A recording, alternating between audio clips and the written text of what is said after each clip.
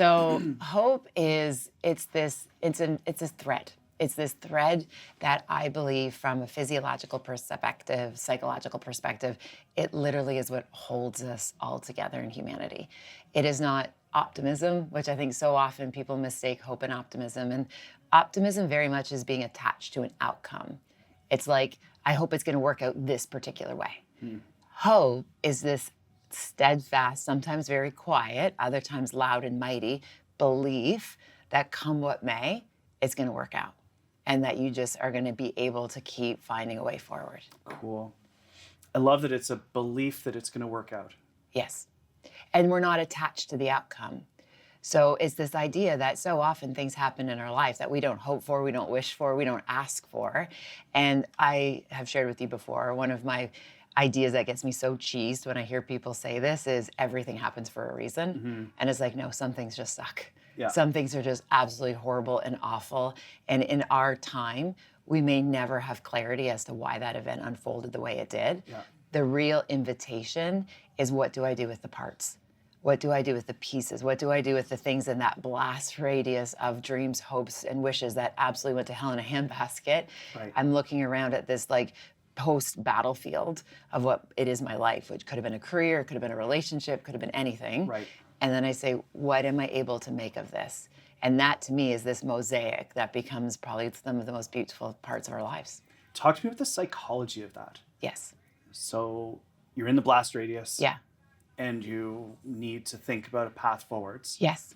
Yeah. I'm curious about the science of that. Yes. Okay. So the best way to root that is in Snyder's theory on hope theory. So a lot of these ideas exist. And what I've done in this book is essentially just weave them together in an accessible way where we can now put it into practice. Right. So we have information. From the information, we have insights. Yeah. From insights, we can have actionable steps. Cool. So that's what Robin does, right? Yeah. That's what I love to do. Yeah. So what you just described, here's this blast radius. All of a sudden I lost my job, the relationship went off, like whatever it is.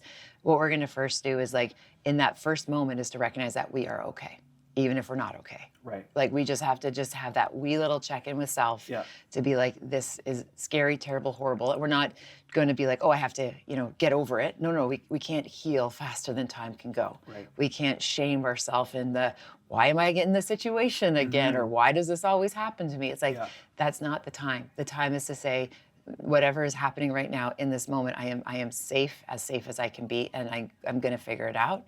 We don't have to rush that process. Okay. So first we just acknowledge.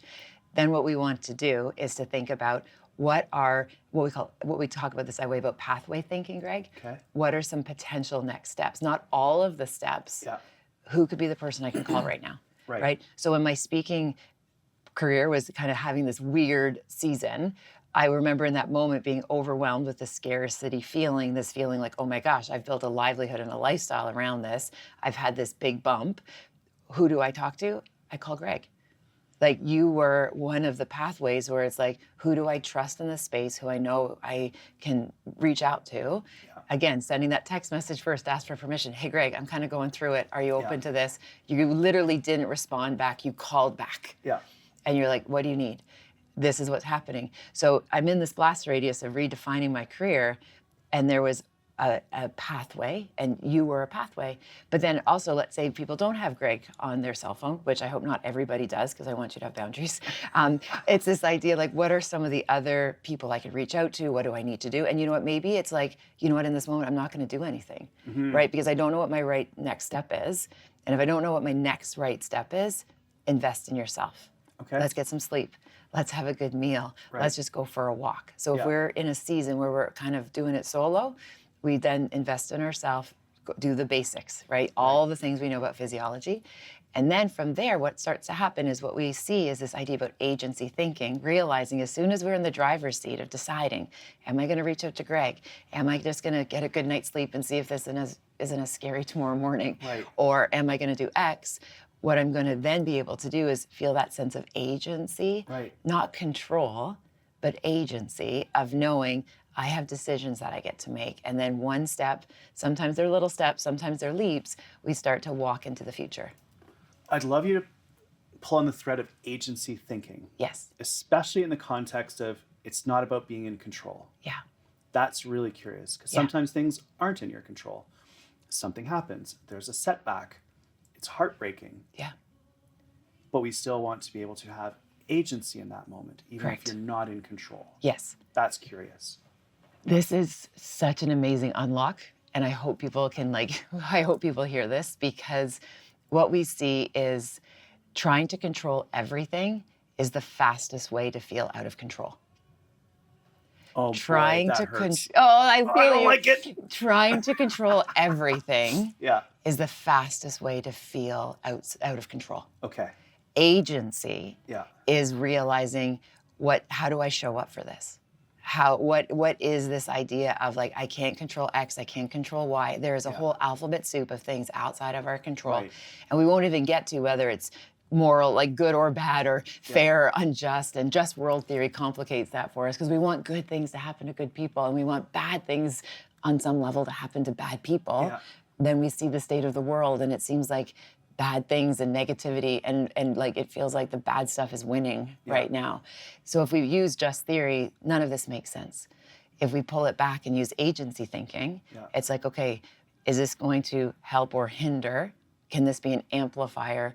Or even, for example, to bring it real practical, having a conversation with Jax, my youngest, and he had a really kind of bumpy basketball game, and he was just such in his head, Greg, like he was just feeling all kind of over the place. Yeah. And in that moment, I said, Jax, I want to do something for you. Is there anything that I can do that won't make this any worse?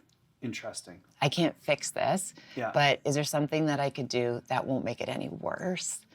And I'm like, mac cheese, that won't make it worse, yeah? Yeah. And he's like, no, Mom, that won't make it worse. I'm like, okay, let's go have some mac cheese. Let me make you mac cheese. Come sit in with me in the kitchen.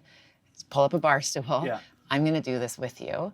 And again, ear-to-ear conversations. It's like agency of, as a parent, as a supporter, I can't control bad reffing. I can't control X, Y, Z. Yeah. But I have the agency, how I show up. Will this make it worse? No? Okay, let's do this.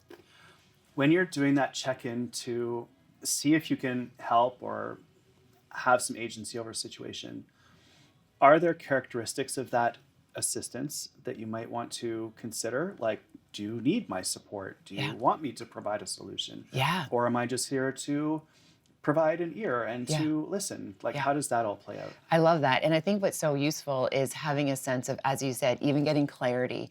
Right now, Jax, in that scenario, do you want comforter solutions? Do you want comforter solutions? Mac and cheese sounds pretty comfortable. Yeah, exactly. And I'm not going to talk to you about your training next game, your draft cycle. Like that's not what my job is. And even as a sport parent, one of the most beautiful pieces of advice I was ever given is that after your child had their event, all we have to do as supporters is to say, gosh, I love watching you do your thing. All the time. I just love watching you do your thing.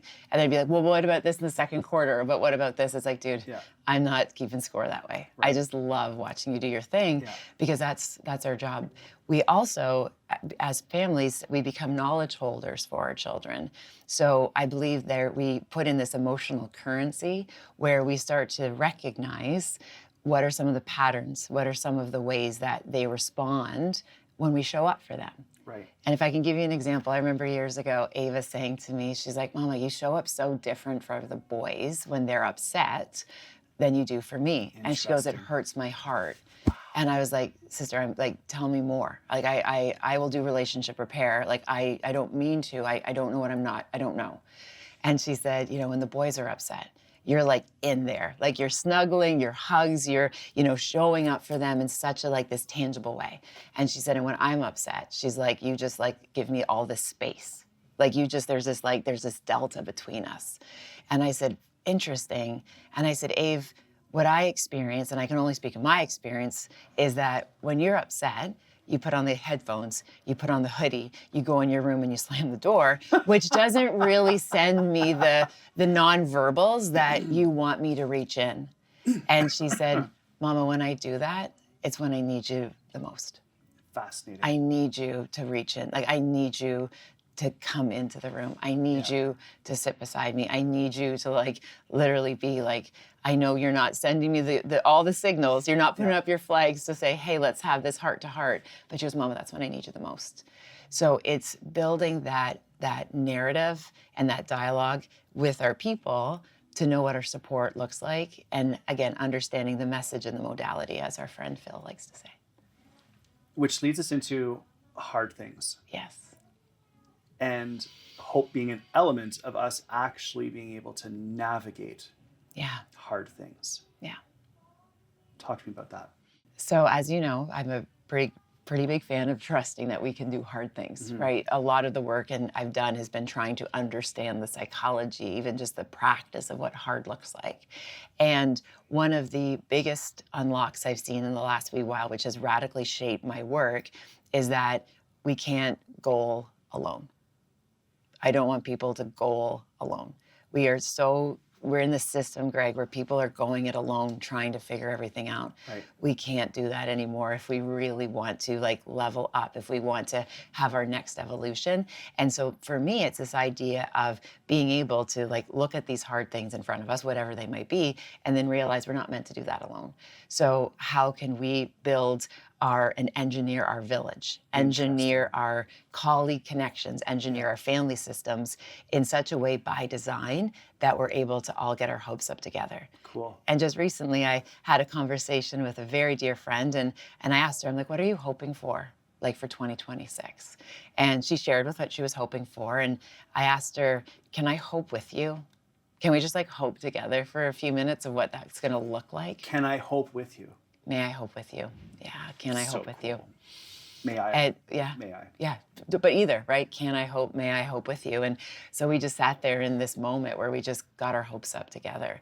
And as this moment was happening, all of a sudden, new ideas, opportunities for connections, and just we can imagine this. And again, maybe people would call it brainstorming or strategic planning, but we did it in just this open container of just how high can we get our hopes up? Because this is what's interesting.